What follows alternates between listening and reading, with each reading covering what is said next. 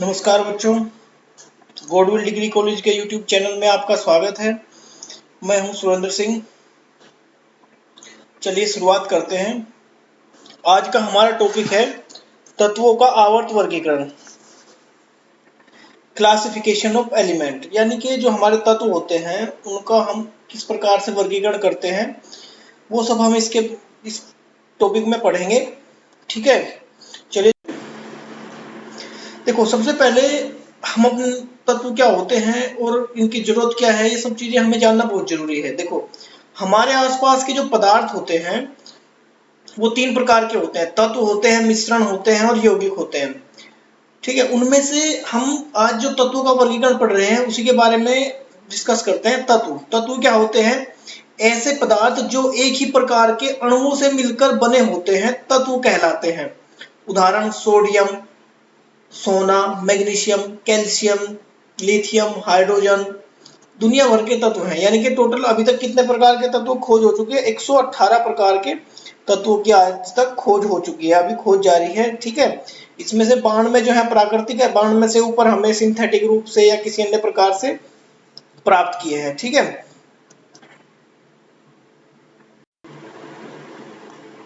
अब वर्गीकरण की आवश्यकता क्यों हुई? टॉपिक आता है वर्गीकरण की आवश्यकता, क्या जरूरत है हमें वर्गीकरण करने की तत्वों का। ठीक है, तो सबसे पहले तत्व को सुव्यवस्थित ढंग से पढ़ने के लिए तथा उनके अध्ययन को आसान बनाने हेतु उनको वर्गीकृत किया जाता है। यानी कि तत्वों का जो ढंग है उसको और अधिक सुव्यवस्थित करने के लिए, उनको आसानी से रटने के लिए, आसानी से पढ़ने के लिए हमें इनके वर्गीकरण की आवश्यकता होती है।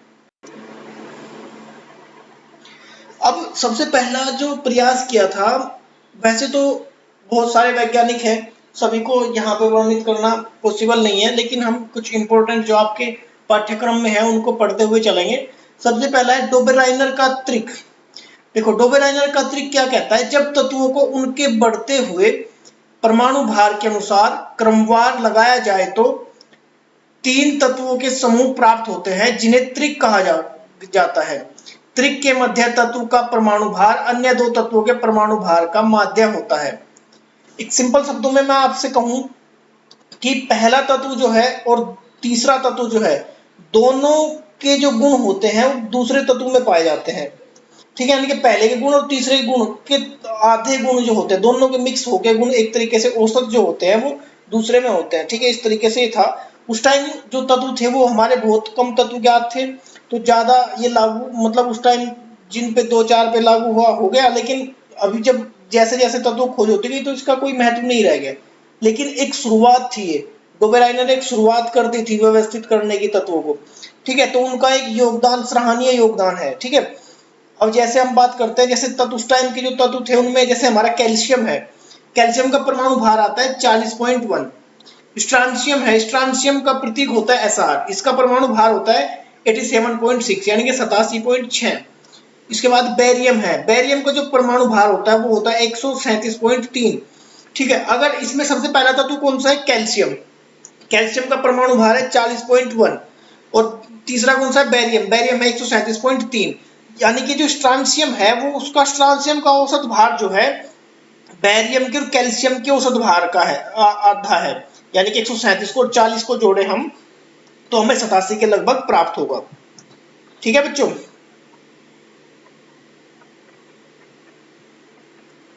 सीमाएं। उस समय तक ज्ञात तत्वों में केवल 3 तरीके ज्ञात कर सकते थे, क्योंकि उस समय जो है बहुत ही कम तत्व जो थे वो ज्ञात थे। इतने नहीं थे कि 118 थे, वहां 30-40 उस टाइम थे, 20-25, तो वो ये उस टाइम उन पे लागू हो गया। लेकिन जैसे तत्व खोज हुई तो ये रूल जो है काम नहीं किया फिर। ठीक है, देखो, ये दो लिथियम, कैल्शियम और क्लोरीन, यानी कि कैल्शियम है जो लिथियम के और क्लोरीन का औसत है। सोडियम Sr और Br, सीरियम, स्ट्रांशियम और बेरियम, ब्रोमाइड हो गया, तो इनके दोनों सोडियम का और ब्रोमीन का जो आधा हो गया स्ट्रांशियम में हो गया। ठीक है, बेरियम में हो गया आयोडीन का और पोटेशियम का। तो इस तरीके से हम एक तरीके डोबेराइनर के त्रिक को उस टाइम के हिसाब से डिफाइन कर सकते हैं, बता सकते हैं। अब उसके बाद आते हैं न्यूलैंड का अष्टक सिद्धांत। ये काफी फेमस भी हुआ। ठीक है, आज भी इसको जाना जाता है, थोड़ा महत्व है इसका। न्यूलैंड ने तत्वों को बढ़ते परमाणु भार के क्रम में व्यवस्थित किया। न्यूलैंड ने क्या किया, तत्वों को उनके बढ़ते परमाणु भार के अनुसार व्यवस्थित कर दिया, तो पाया कि प्रत्येक 8वां तत्व के गुण पहले तत्व के समान थे।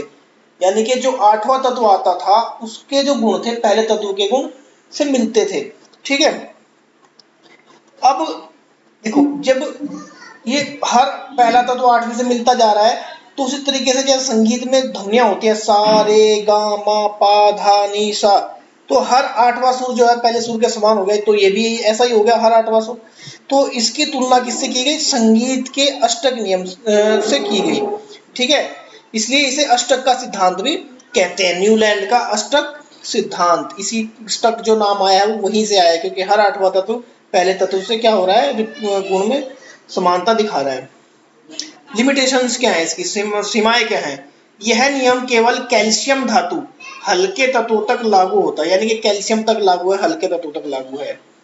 नंबर 2, नए तत्वों के गुण इस सारणी से मेल नहीं खाते थे। जो नए तत्व खोज हो रही थी उसके गुण इससे मेल नहीं खा रहे थे। नंबर 3, सारणी में तत्वों को समायोजित समंजित करने के लिए न केवल 2 तत्वों को एक साथ रख दिया, बल्कि असमान तत्वों जिनके गुणों में कोई समानता नहीं थी एक स्थान में रख दिया। यानी कि उन्होंने समान वालों को तो रख ही दिया, असमान वालों को भी वहीं पे उन्होंने शिफ्ट कर दिया। ठीक है, कुछ के गुण मिल गए, कुछ के नहीं मिले। इस तरीके से न्यूलैंड ने जो है कुछ त्रुटियां उसमें छोड़ दी। देखो ये हमारा है सा रे गा मा पा धा नी सा। Hydrogen, lithium, beryllium, boron, carbon, nitrogen, oxygen. Oxygen के बाद आ गया फिर फ्लोरीन। देखो हाइड्रोजन से शुरुआत करते हैं 1 2 3 4 5 6 7, 8वां तत्व हो गया फिर फ्लोरीन, तो हाइड्रोजन और फ्लोरीन हो गया। हाइड्रोजन और फ्लोरीन के गुण समान हो गए। अगर लिथियम से शुरुआत करते हैं तो 8वां तत्व बैठता है सोडियम, यानी कि Na। ठीक है ना, इसी तरीके से हर 8वां तत्व पहले तत्व के समान है। ये जो उन्होंने टेबल बनाई थी न्यूलैंड जी ने, तो वो टेबल आपके सामने है ये। ठीक है, फ्लोरीन के बाद आता है 8वां तत्व क्लोरीन, तो फ्लोरीन और क्लोरीन के गुण समान हो गए। ठीक है, अब हम बैरियम से बात करें, हाइड्रोजन, हीलियम, लिथियम, उसके सॉरी हाइड्रोजन, लिथियम, उसके बाद है बैरियम, उसके बाद इसके बाद बैरियम के जो गुण है वो किससे मिलते हैं, मैग्नीशियम से मिलते हैं। इस तरीके से जो है इनमें हर 8वां तत्व पहले तत्व से क्या है, समान है।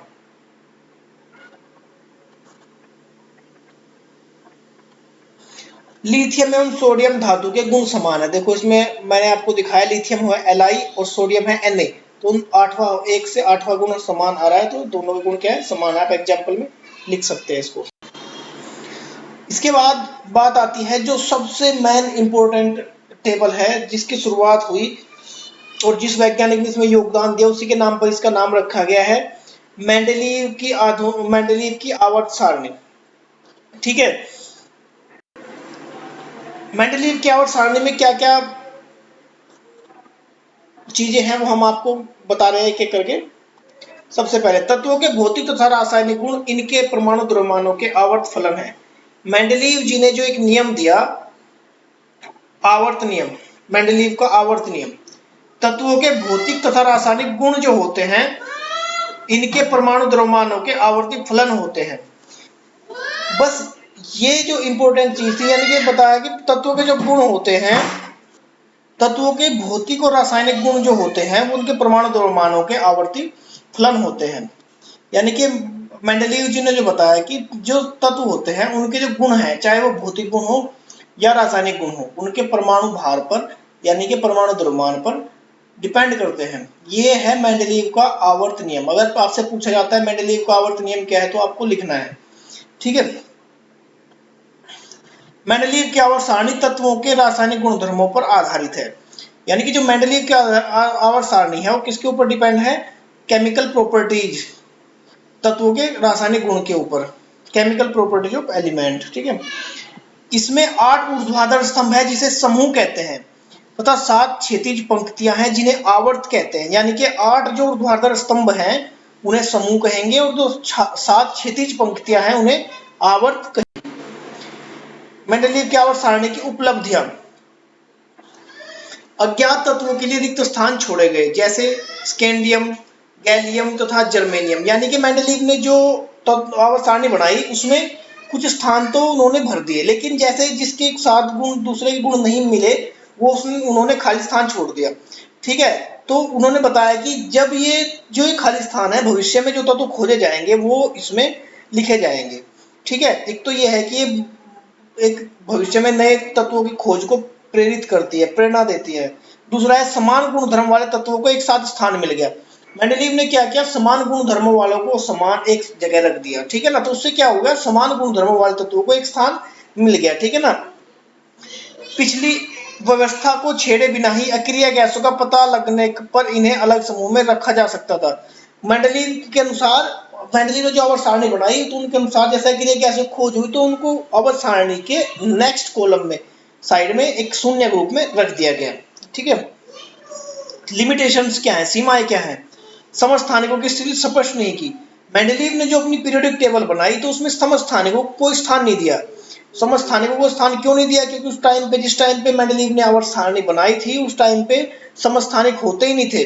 समस्थानिक क्या होते हैं, वो तत्व जिनके परमाणु क्रमांक समान होते हैं लेकिन परमाणु भार भिन्न होते हैं, तो समस्थानिक कहलाते हैं। समस्थान जिनका स्थान समान होता है, यानी कि परमाणु क्रमांक समान और परमाणु भार भिन्न जिनका होता है। ठीक है ना, जैसे हाइड्रोजन के 3 समस्थानिक है, 1H1, 1H2, 1H3, यानी कि 1H1 मतलब हाइड्रोजन, 1H2 मतलब ड्यूटीरियम और 1H3 मतलब ट्राइटियम। हाइड्रोजन का परमाणु भार 1, परमाणु क्रमांक भी 1, ड्यूटीरियम का परमाणु क्रमांक 1, परमाणु भार 2, ट्राइटियम का परमाणु क्रमांक 1 और परमाणु भार हो जाएगा 3। तो ये हाइड्रोजन के 3 समस्थानिक होते हैं। ऐसे बहुत सारे तत्वों के समस्थानिक हैं। हाइड्रोजन का स्थान निश्चित न होना, इस आवर्त सारणी में हाइड्रोजन का कोई निश्चित स्थान नहीं है। कुछ मेंडलीव ने क्या किया, कुछ तत्वों का जो क्रम था वो सेट नहीं हो रहा था, तो उनको एक सही तरह क्रम नहीं मिल पाया। ठीक है ना, तो उनमें थोड़ी सी त्रुटि देखने को हमें मिलती है।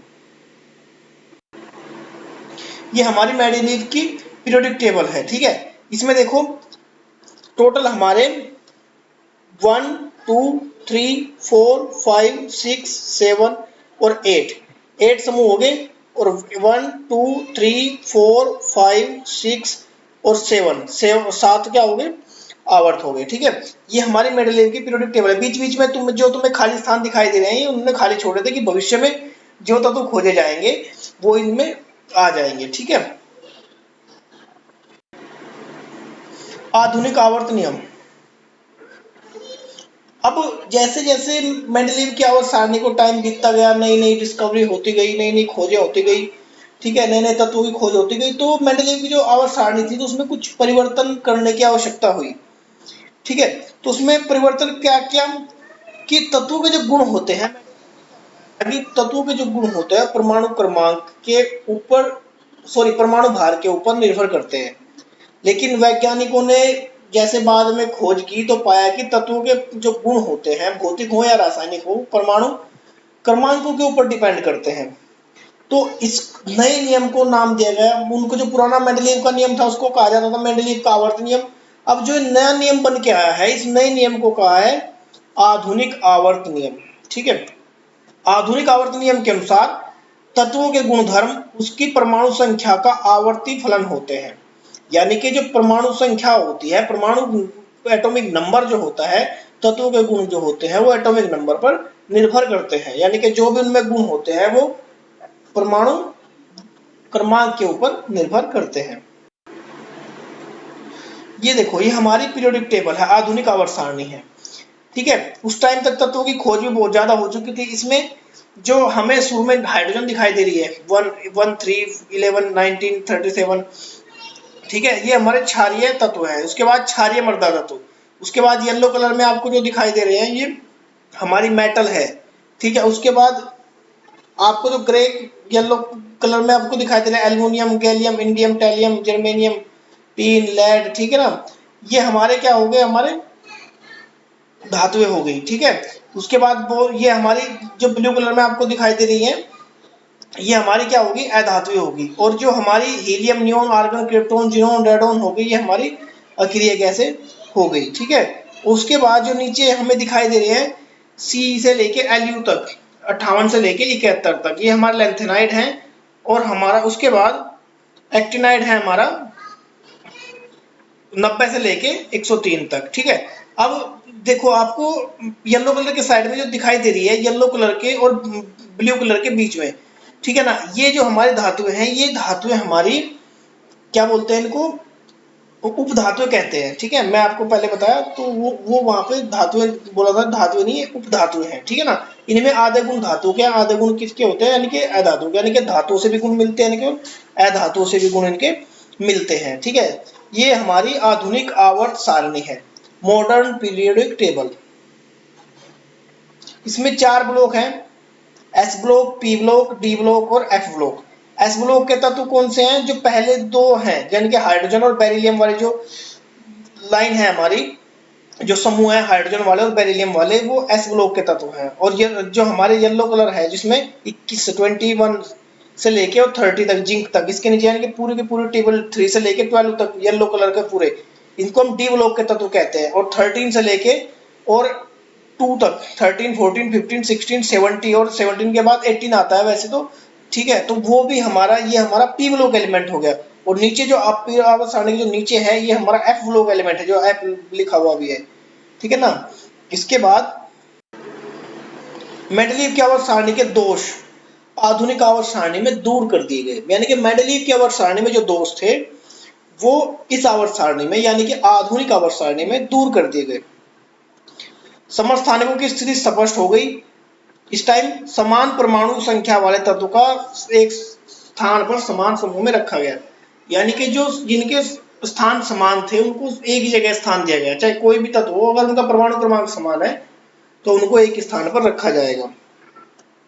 कोबाल्ट जिसकी परमाणु संख्या 27 है, वह निकिल परमाणु संख्या 28 से पहले आ गया। जैसे परमाणु उसमें हमारी मेंडलीव की आवर्त सारणी में जो कमियां थी, जैसे उसमें क्या थी, कोबाल्ट इसका परमाणु क्रमांक 27 होता है, निकिल परमाणु क्रमांक 28 होगा, लेकिन उसमें पहले निकिल पहले था, कोबाल्ट बाद में था। परमाणु संख्या सदैव पूर्ण संख्या होती है, अतः हाइड्रोजन व हीलियम के बीच में कोई तत्व नहीं आएगा। यानी कि जो परमाणु संख्या होती है वो आधी, 2.5, 3, 3.5, 4, 5 ऐसे गुणी नहीं होती, पूर्ण होगी वो, 1 गुणी, 2 गुणी, 3 गुणी, 4 गुणी। ठीक है ना, तब हाइड्रोजन और हीलियम के बीच में कोई नहीं आएगा इस वजह से। ठीक है ना, आधुनिक आवर्त सारणी में 18 ऊर्ध्वाधर स्तंभ है जिन्हें समूह कहा जाता है, यानी कि 1 से लेकर 18 तक। ठीक है, एक जिसपे हाइड्रोजन था और 18 में जिसपे हीलियम था, तो टोटल 18 समूह हो गए इनको। तथा 7 क्षैतिज पंक्तियां हैं जिन्हें क्या कहा जाता है, आवर्त कहा जाता है, यानी कि 18 समूह है, 7 आवर्त है। किसी भी आवर्त में पाए जाने वाले तत्वों में कोषों की संख्या समान होती है। प्रत्येक आवर्त में कोष जो होते हैं जिनमें इलेक्ट्रॉन रहते हैं उनकी संख्या समान होती है। लिथियम में जैसे 2 है, बेरिलियम में भी 2 हैं, बोरोन में भी 2 कोष हैं, कार्बन में भी 2, नाइट्रोजन में भी 2, लेकिन उनमें कोष में इलेक्ट्रॉनों की जो कमी हो और अधिकता हो सकती है। जैसे लिथियम में है, पहले कोष में है 2 इलेक्ट्रॉन, दूसरे में 1 है, बेरिलियम में 2-2 हो गए, बोरोन में पहले में 2 इलेक्ट्रॉन है, दूसरे में 3 है, कार्बन में पहले में 2 इलेक्ट्रॉन है, दूसरे में कोष में 4 है, नाइट्रोजन में पहले कोष में 2 इलेक्ट्रॉन है और नेक्स्ट कोष में 5 इलेक्ट्रॉन है। ठीक है, एक समूह के सभी तत्वों में संयोजी इलेक्ट्रॉनों की संख्या समान होती है। एक समूह में सभी तत्वों में संयोजी इलेक्ट्रॉनों की संख्या समान होती है। एक समूह जो है हमारा, कोई भी समूह, उसमें संयोजी इलेक्ट्रॉन मतलब जो बाहर का जो कोष होगा उसमें इलेक्ट्रॉनों की संख्या समान होगी। उदाहरण, समूह फर्स्ट है, जैसा हाइड्रोजन है, समूह फर्स्ट में हाइड्रोजन में संयोजी कोष में इलेक्ट्रॉन है 1, उसी के नीचे है लिथियम, लिथियम में फिर संयोजी कोष है, पहले कोष में 2 है, अगले संयोजी कोष मतलब सब बाहर की तरफ का जो कोष होता है, ठीक है, उसमें भी फिर 1 है। उसके बाद जैसे हमारा नाइट्रोजन हो गया 2, 8, 1, वो बाद में 1 इलेक्ट्रॉन है। पोटेशियम है 2, 8, 8, 1, यानी कि जब आप आधुनिक आवर्त पीरियड देखी थी आपने, तो उसमें सबसे पहले हाइड्रोजन था, फिर लिथियम था, फिर नाइट्रोजन था, सॉरी एन है, ये नाइट्रोजन नहीं है, Na सोडियम है, उसके बाद है पोटेशियम। ठीक है, तो सब में 1-1 इलेक्ट्रॉन बचता आ रहा है, बाद में एन की जगह Na कर देंगे, यानी कि सोडियम।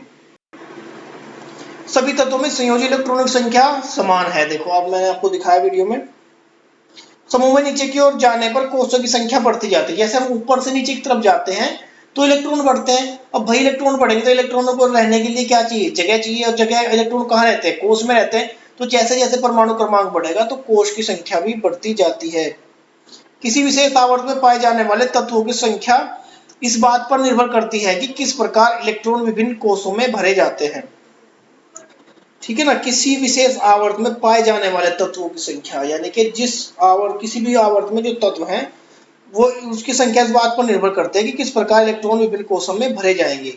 ठीक है, विभिन्न कोष में भरे जाने वाले इलेक्ट्रॉनों की संख्या के आधार पर आवर्त में तत्वों की संख्या बता सकते हैं। कोष में इलेक्ट्रॉनों के भरने के आधार पर हम ये बता सकते हैं कि किस आवर्त में तत्वों की संख्या कहाँ कितनी होगी। ठीक है, उसमें कितने कोष होंगे हम बता सकते हैं। किसी कोष में इलेक्ट्रॉनों की अधिकतम संख्या 2n² द्वारा निरूपित की जाती है, यानी कि किसी कोष में इलेक्ट्रॉनों की जो अधिकतम संख्या होती है वो कितनी हो सकती है, 2n² हो सकती है, जहां n दिए गए कोष की संख्या को दर्शाता है। जो n जो होता है हमारा वो क्या बताता है, दिए गए कोषों की संख्या को दर्शाता है।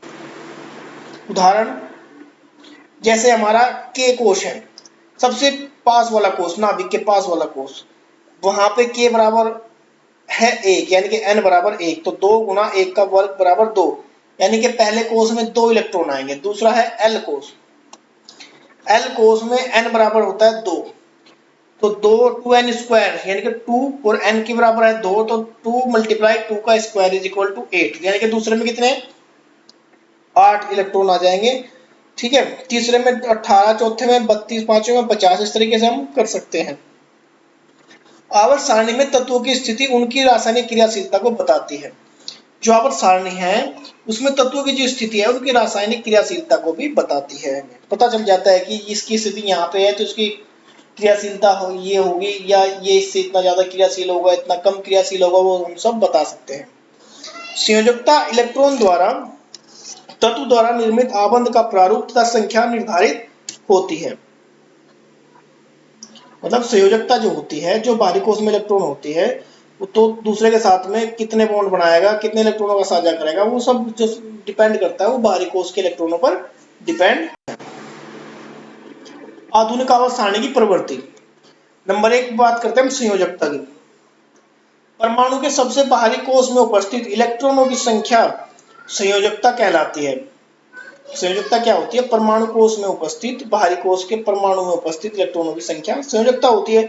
समूह में ऊपर से नीचे जाने पर संयोजकता समान रहती है। किसी भी समूह में आवर्त सारणी में अगर हम ऊपर से नीचे जाते हैं तो हमारे जो संयोजकता होगी वो समान रहेगी, परंतु आवर्त में बाएं से दाएं जाने पर पहले 1 से 4 तक बढ़ती है, उसके बाद घटकर 0 हो जाती है।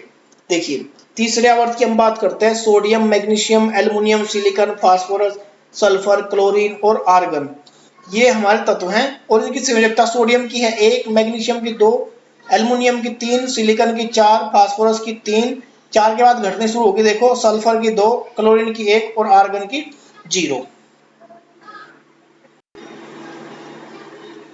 परमाणु साइज यानी कि परमाणु का आकार। परमाणु साइज से परमाणु की त्रिज्या का पता चलता है, यानी कि परमाणु छोटा है बड़ा है। एक परमाणु के केंद्र से बाह्यतम कोष की दूरी ही परमाणु साइज होती है, यानी कि केंद्र से और जो बाहर का कोष है जो उसके बीच की जो दूरी होगी वो परमाणु त्रिज्या होगी। ठीक है, आवर्त में बाएं से दाएं जाने पर परमाणु साइज या त्रिज्या घटती है क्योंकि नाभिकीय आवेश में क्रमिक वृद्धि होती है। जैसे हम बाएं से दाएं जाएंगे आवर्त सारणी में तो परमाणु त्रिज्या घटती जाती है क्योंकि नाभिकीय आवेश क्या होता जाता है, बढ़ता जाता है। देखो थर्ड आवर्त की बात करते हैं हम। Sodium, magnesium, aluminium, silicon, phosphorus, sulphur और क्लोरीन। परमाणु त्रिज्या पिकोमीटर में है। सोडियम के 186, मैग्नीशियम के 160, एल्युमिनियम के 143, सिलिकॉन के 118, फास्फोरस के 110, सल्फर के 104 और क्लोरीन की 99। अब घटती जा रही है, क्यों? क्योंकि नाभिकीय आवेश में वृद्धि होती जा रही है, इलेक्ट्रॉनों की संख्या बढ़ती जा रही है, तो प्रोटॉनों की संख्या बढ़ती जा रही है, तो आकर्षण बढ़ता जा रहा है, तो इस वजह से दूरी जो है घटती जा रही है। ठीक है,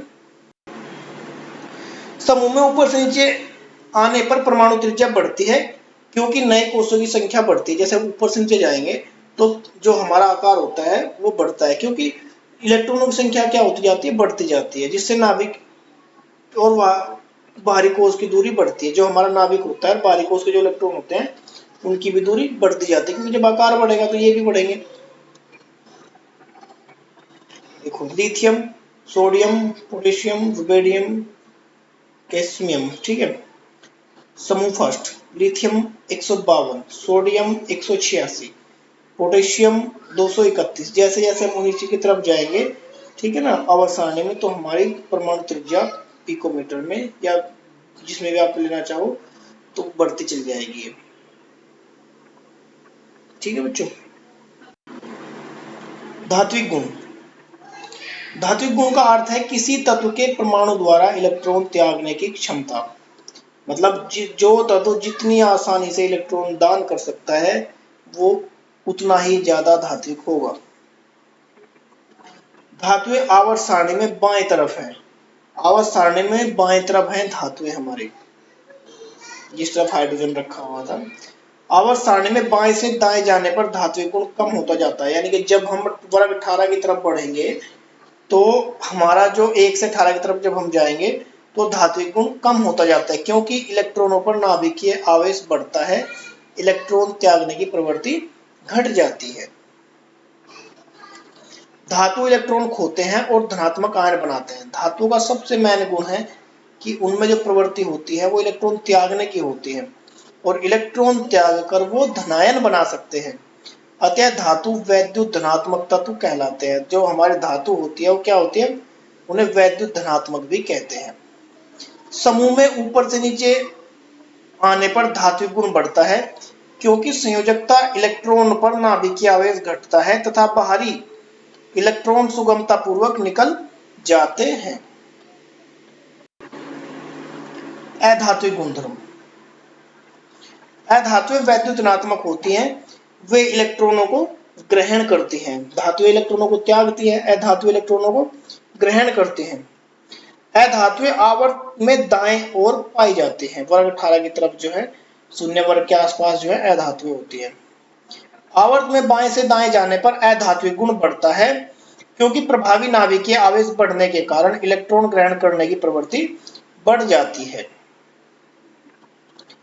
समूह में ऊपर से नीचे की ओर आने पर अधात्विक गुण कम होता जाता है। इसका कारण है क्योंकि प्रभावी नाभिकीय आवेश भी कम होता जाता है, क्योंकि नाभिक के और जो हमारा जो बाहर के इलेक्ट्रॉन है उनके बीच की दूरी घट जाती है। इस कारण से अधात्विक गुण भी जो है कम हो जाता है थोड़ा सा, जिससे इलेक्ट्रॉन अपनाने की क्षमता भी कम हो जाती है। आवर्त सारणी के मध्य में उपधातु या अर्धधातुएं पाई जाती है, जिनको मैंने आपको उपधातुएं बताया था। ये गुण धातुओं के तथा कुछ गुण अधातुओं के दर्शाते हैं। यानी कि जो उपधातुएं जो होती है या अर्धधातुएं जो होती है उनमें कुछ गुण धातुओं के होते हैं और कुछ गुण अधातुओं के होते हैं। धातु ऑक्साइड क्षारीय प्रकृति के होते हैं। जो धातु जो होती हैं और वो ऑक्सीजन से क्रिया करती हैं तो बनते हैं धातु ऑक्साइड। धातु ऑक्साइड जो होते हैं वो क्षारीय प्रकृति के होते हैं, जबकि अधातु ऑक्साइड अम्लीय प्रकृति के होते हैं। ठीक है, अब हम इनको शॉर्ट में पढ़ते हैं, शॉर्ट व्यू देखते हैं इनका।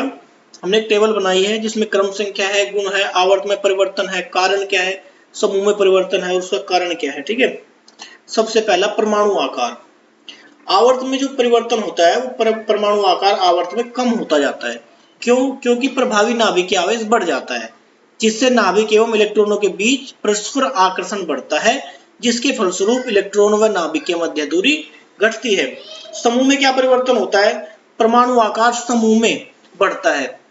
कारण क्या है? नए कोष के जुड़ने के कारण बाहरी कोष तथा नाभिक के बीच की दूरी बढ़ जाती है। यानी कि आवर्त क्या होता है? जब लेफ्ट से राइट जाते हैं वो होता है आवर्त। और समूह क्या होता है? ऊपर से नीचे की तरफ, यानी कि अप टू डाउन आते हैं। ठीक है ना, ऊपर से नीचे आने पर हमारा परमाणु आकार बढ़ता है, और लेफ्ट से यानी कि लेफ्ट से राइट जब हम जाएंगे तो परमाणु आकार क्या होगा? घटेगा। उसका कारण मैंने आपको दिया है। तो आप पेपर में क्वेश्चन आए कि आवर्त किसी आवर्त में परमाणु आकार कम क्यों होता है, तो आपके सामने उत्तर है। या आपके सामने प्रश्न आता है किसी समूह में परमाणु आकार बढ़ता है क्यों, आपके सामने उत्तर है, आप देख के लिख सकते हो। ठीक है। नंबर 2, धात्विक गुण। आवर्त में परिवर्तन क्या होता है? कम होता जाता है। प्रभावी क्यों होता है ऐसा? प्रभावी नाभिक आवेश बढ़ने के कारण संयोजन इलेक्ट्रॉन त्यागने की प्रवृत्ति घट जाती है, क्योंकि प्रभावी नाभिकीय आवेश बढ़ जाता है, जिससे इलेक्ट्रॉन त्यागने की प्रवृत्ति क्या हो जाती है? घट जाती है। जब इलेक्ट्रॉन नहीं त्यागेगा तो धात्विक गुण पे प्रभाव पड़ेगा, धात्विक गुण कम हो जाएगा। समूह में परिवर्तन, समूह में क्या होता है, बढ़ता जाता है, क्योंकि प्रभावी नाभिकीय आवेश कम हो जाता है तथा संयोजी इलेक्ट्रॉन त्यागने की क्षमता बढ़ जाती है। ठीक है, अब आप कैसे पूछता है क्वेश्चन कि आवर्त में धात्विक गुण कम क्यों होता है, तो आप उसका कारण बता सकते हैं, या समूह में बढ़ता है उसका भी कारण आप बता सकते हैं। तीसरा है अधात्विक गुण। आवर्त में परिवर्तन क्या होता है, अधात्विक गुण बढ़ता जाता है। क्यों? प्रभावी नाभिकीय आवेश बढ़ने के कारण इलेक्ट्रॉन ग्रहण करने की प्रवृत्ति बढ़ जाती है। जैसे प्रभावी नाभिकीय आवेश बढ़ेगा तो इलेक्ट्रॉन ग्रहण करने की प्रवृत्ति भी क्या हो जाती है, बढ़ जाएगी, तो इसलिए अधात्विक गुण बढ़ जाता है। नंबर नेक्स्ट, समूह में परिवर्तन कम हो जाता है। अधात्विक गुण जो होता है ऊपर से नीचे आने पर कम हो जाता है आवर्त सारणी में। क्यों? क्योंकि प्रभावी नाभिकीय आवेश कम होने के कारण इलेक्ट्रॉन अपनाने की क्षमता कम हो जाती है। अब हम चैप्टर में जो क्वेश्चन है हमारे, जो बहुत सारे इंपॉर्टेंट क्वेश्चन बन सकते हैं, उनको देखेंगे कौन कौन से क्वेश्चन कहाँ पे बन सकते हैं। ठीक है, अब सबसे पहले शॉर्ट क्वेश्चंस की हम बात करते हैं। पहला क्वेश्चन, ऐसे 3 तत्वों का नाम लिखो जो डुबेराइनर के तरीके को दर्शाते हैं। मैंने आपको शुरू में दिखाया है क्वेश्चन, हाइड्रोजन, लिथियम और सोडियम, इस तरीके से बहुत सारे मिल जाएंगे आपको। न्यूलैंड के अष्टक नियम की 2 सीमाएं लिखी है, मैं आपको करवा चुका हूं।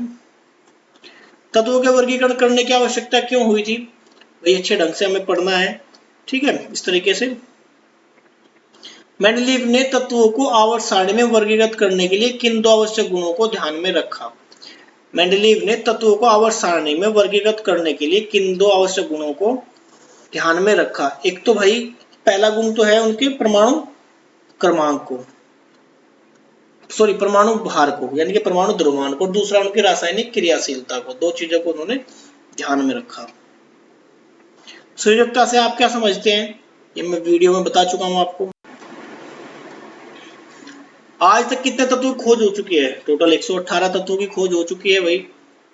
आधुनिक आवर्त नियम बताइए। आधुनिक आवर्त नियम मैंने तुम्हें बताया वीडियो में, एक तो था मेंडलीव का आवर्त नियम जो परमाणु द्रव्यमान के ऊपर निर्भर था, यानी कि तत्वों के जो गुण होते हैं परमाणु द्रव्यमान पर निर्भर करते हैं। लेकिन आधुनिक आवर्त नियम क्या है, वो कहता है कि तत्वों के जो गुण होते हैं परमाणु क्रमांक पर निर्भर करते हैं। 2, 8, 3 इलेक्ट्रॉनिक विन्यास वाले तत्वों का नाम लिखिए, इन तत्वों की संयोजकता क्या होगी। अपने आप करना आपको क्वेश्चन ये। आधुनिक आवर्त सारणी में कितने समूह तथा कितने आवर्त हैं, ये क्वेश्चन आपको अपने आप करना है। वीडियो में सारे आंसर हैं। एक ही आवर्त के सभी तत्वों के गुण भिन्न क्यों होते हैं, ये आपको अपने आप करना है। एक ही आवर्त के सभी तत्वों के गुण भिन्न क्यों होते हैं, क्यों होते हैं भिन्न, बताओ, सोचो 1 मिनट। आधुनिक आवर्त नियम के कारण, क्योंकि आधुनिक आवर्त नियम क्या कहता है कि तत्वों के जो गुण होते हैं वो परमाणु क्रमांक पर निर्भर करते हैं, और एक आवर्त में प्रत्येक तत्व के परमाणु क्रमांक जो होता है भिन्न भिन्न होता है, इसलिए उनके गुण भी क्या होते हैं, भिन्न भिन्न होते हैं। लघु उत्तरीय प्रश्न कौन कौन से हो सकते हैं भाई। समूह में किसी तत्व के इलेक्ट्रॉन खोने की प्रवृत्ति किस प्रकार बदल जाती है और क्यों। मैंने तुम्हें बताया कि शुरू में कौन सी होते हैं, धातु होते हैं, और जैसे जैसे हम शून्य वर्ग की तरफ जाएंगे तो धातुएं शुरू हो जाती हैं। ठीक है, धातु की प्रवृत्ति होती है इलेक्ट्रॉन खोने की, ठीक है, और धातु की प्रवृत्ति होती है इलेक्ट्रॉन ग्रहण करने की, तो प्रभावी नाभिकीय आवेश बढ़ता है। यानी कि सीधी सी बात है कि आप धातु और अधातु वाले गुण की बात हो रही है यहाँ पे। ठीक है, तो प्रभावी नाभिकीय आवेश बढ़ता है, तो प्रभावी नाभिकीय आवेश बढ़ने के कारण इलेक्ट्रॉन जो होता है वो आसानी से निकल नहीं पाता है। ठीक है, इस प्रकार से इलेक्ट्रॉन खोने की प्रवृत्ति क्या हो जाती है, हमारी बढ़ जाती है, बदल जाती है। हीलियम, नियोन और आर्गन अक्रियशील गैसें क्यों हैं। हीलियम, नियोन और आर्गन अक्रियशील गैसें हैं क्योंकि इनके बाहरी कोश में 8 इलेक्ट्रॉन होते हैं, और प्रत्येक तत्व की ये प्रवृत्ति होती है कि वो अपने बाहरी कोश में 8 इलेक्ट्रॉन पूरे करने की कोशिश करता है, जिसे हम अष्टक नियम भी कहते हैं। ठीक है ना, ऑक्टेट रूल। तो इनके बाहरी कोश पूर्ण रूप से भरे होते हैं, तो पूर्ण रूप से भरे होने के कारण इनको ना तो किसी से इलेक्ट्रॉन देने हैं ना किसी से इलेक्ट्रॉन लेने हैं, इसलिए ये अक्रिय होते हैं। मेंडलीव की आवर्त सारणी की किन्हीं 2 कमियों को लिखिए। मेंडलीव की आवर्त सारणी की 2 कमियां। मेंडलीव ने जो स्थान छोड़े थे, सबसे पहला वो अपने आवर्त सारणी में कुछ के लिए तो स्थान मिल गए, लेकिन कुछ के लिए स्थान उसमें नहीं मिले। हाइड्रोजन, नंबर 2, हाइड्रोजन की स्थिति स्पष्ट नहीं है। ठीक है। नंबर 3 कुछ परमाणु क्रमांक में गड़बड़ थी, जो मैंने तुम्हें निकिल वाला और कैडमियम वाला जो केस बताया था वो था। ठीक है, इस तरीके से कई गुण हम देख सकते हैं। आवर्त सारणी में हाइड्रोजन की निर्धारण स्थिति को असामान्य क्यों माना गया है? देखो, आवर्त सारणी चाहे मेंडलीव की आवर्त सारणी चाहे आधुनिक आवर्त सारणी, उसमें हाइड्रोजन को एक सही स्थान प्राप्त नहीं है। उसका कारण है, देखो हाइड्रोजन जो होते हैं वो क्षारीय धातुओं के साथ में भी गुण मिलते हैं और हैलोजनों के साथ में भी गुण मिलते हैं। ठीक है, तो हैलोजन के साथ में फिट कर दे तो वहां भी फिट हो जाता है, वो हैलोजन क्षारीय धातुओं के साथ में फिट कर दे तो वहां भी हो जाता है। तो इसलिए आवर्त सारणी में हाइड्रोजन की स्थिति निर्धारित नहीं है। किसी तत्व के धात्विक अभिलक्षण से आप क्या समझते हैं? समूह में नीचे की ओर जाने पर यह कैसे बदलता है? कारण बताइए। मैं आपको करवा चुका हूं ये वीडियो में, देखिए इसे। धात्विक ऑक्साइड क्षारीय प्रवृत्ति के होते हैं, जबकि अधात्विक ऑक्साइड अम्लीय प्रवृत्ति के होते हैं। स्पष्ट कीजिए।